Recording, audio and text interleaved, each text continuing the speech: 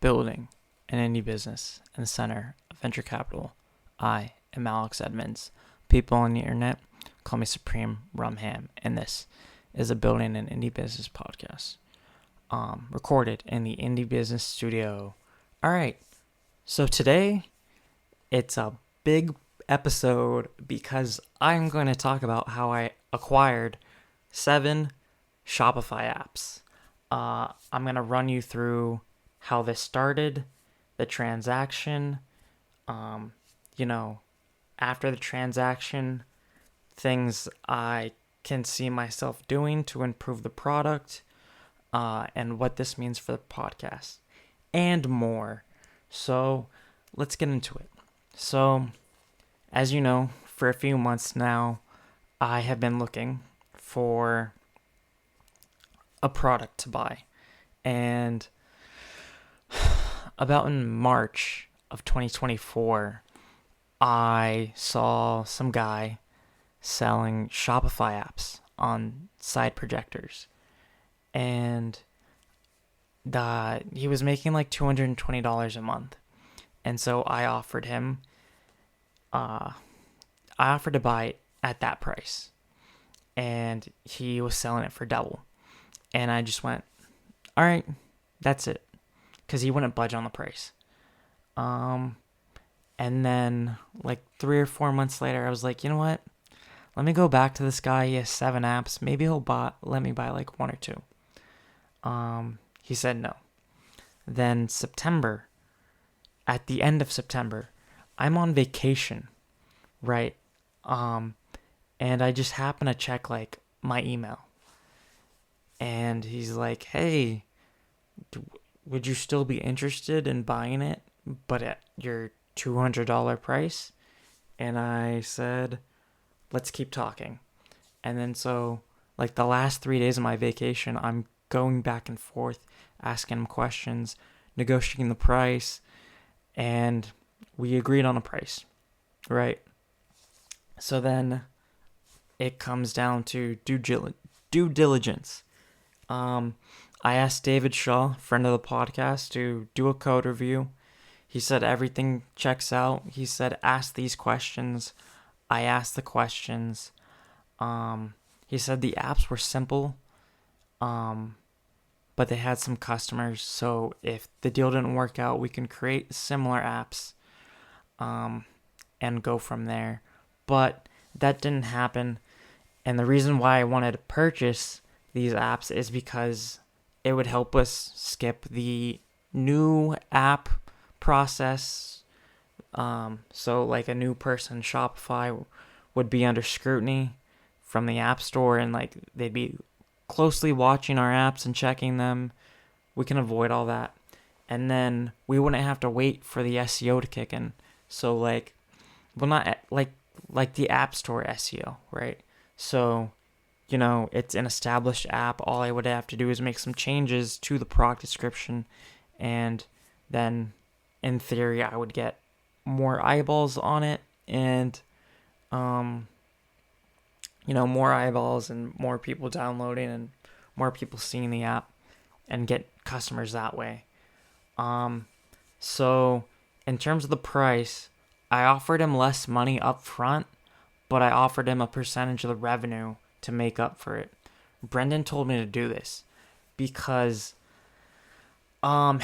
it's like a way to determine if someone thinks that the product is still good versus someone who is just trying to get rid of something.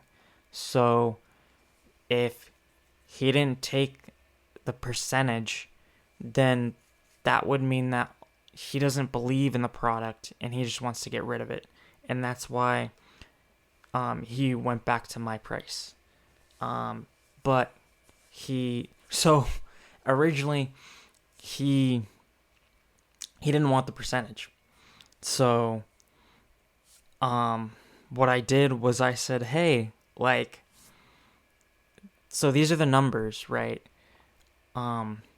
And if I do nothing, completely nothing, 0, at this current rate of growth, in a year, you would get more than the lump sum that you asked for in a year. you would get that in like 10 months. And then in 18 months, you'd get another like 2 grand, basically. So I did the math for him and he was like, oh, okay, we can do that. So yeah, the reason why I had to offer him more money is because he had another offer and that person offered him at asking price. So I countered with the percentage of revenue as a better offer. And that was a way to test him. And then he accepted. So then there was the transaction. So I had to come up with a sales contract.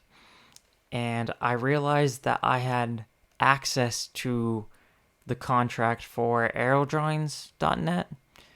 And so I took that, I changed the name, I added a few things. I had ChatGPT summarize the contract to get like the lawyer out of it so I can actually understand what it was saying.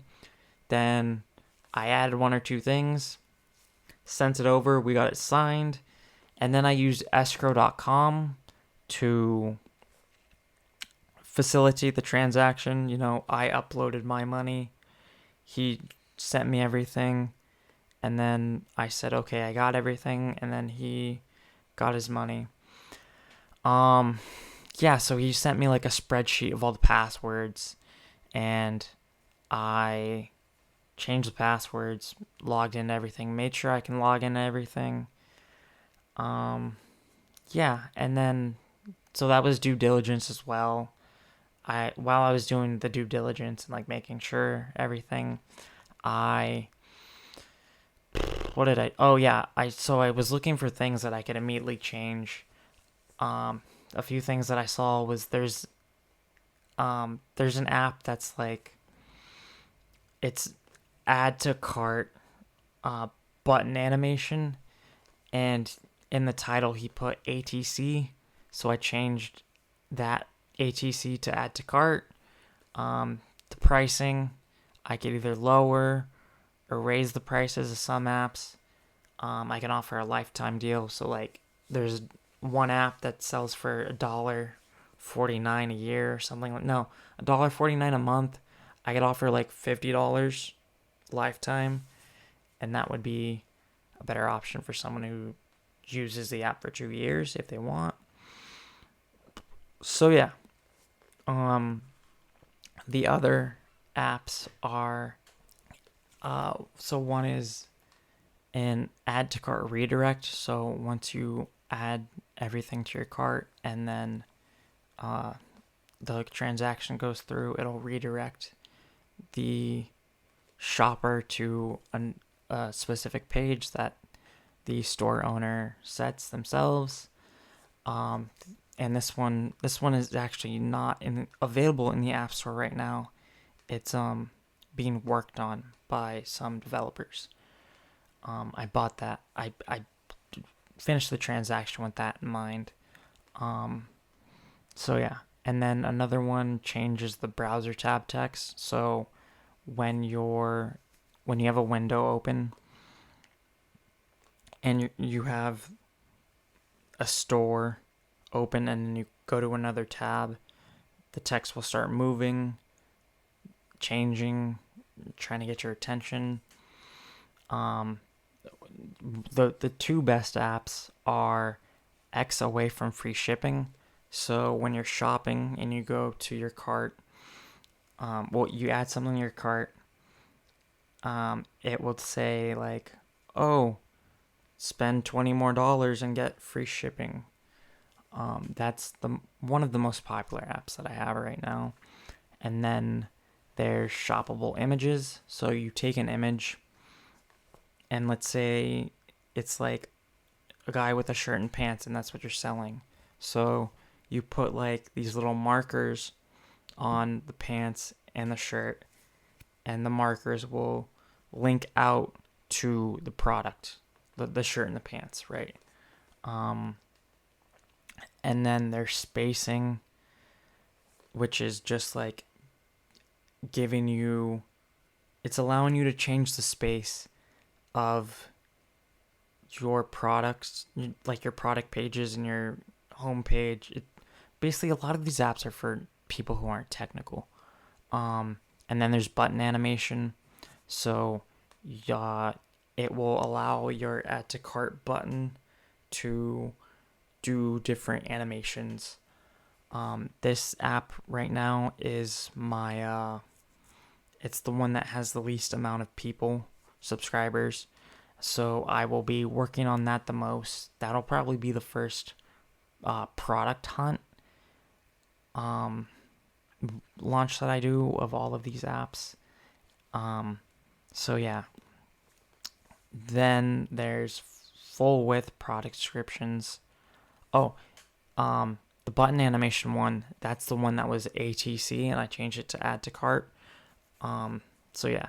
Then there's full width product descriptions. This just allows you to change where you put your product description and add a little bit more. So like your product descriptions on the side, on the right underneath like the add to cart button. This one moves it to the bottom below the image. So yeah, that's doing pretty well. Let me see. We can check how many subscribers each one has. I didn't prepare for that, but so the changing browser tab text has 36 installs. X away from shipping has 85. Shoppable images has 67. The spacing app has 50. Okay. Add to cart button has 2. Full width product description has 28. So yeah, and these have been organically getting users. So yeah, that's something there. So what does this mean for the podcast? Well, first of all, now I have a viable business.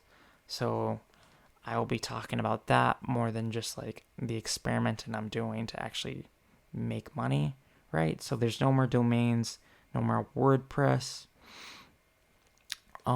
It'll still be about marketing because that's mostly what I'll be doing. It's going to be a lot more focused. It's going to be like strictly Shopify. Like every episode is going to be Shopify related or about Shopify apps or how I'm basically my work with these Shopify apps. I'm literally just going to let my domains expire. Like if someone's going to buy them, I'm going to fulfill the transaction, but I'm not promoting them. Yeah. And then the podcast should get a lot better because I'm talking about my experience actually making money. And the best episodes, according to the download numbers, the best episodes are Shopify related. So, yeah. And then maybe I might get, I'm going to be involved in the Shopify community now. So maybe I'll get people on the podcast who either have a store or are other developers. So, yeah. That's the podcast now. That's all I have for this episode. Thank you for listening. Have a nice day. Bye.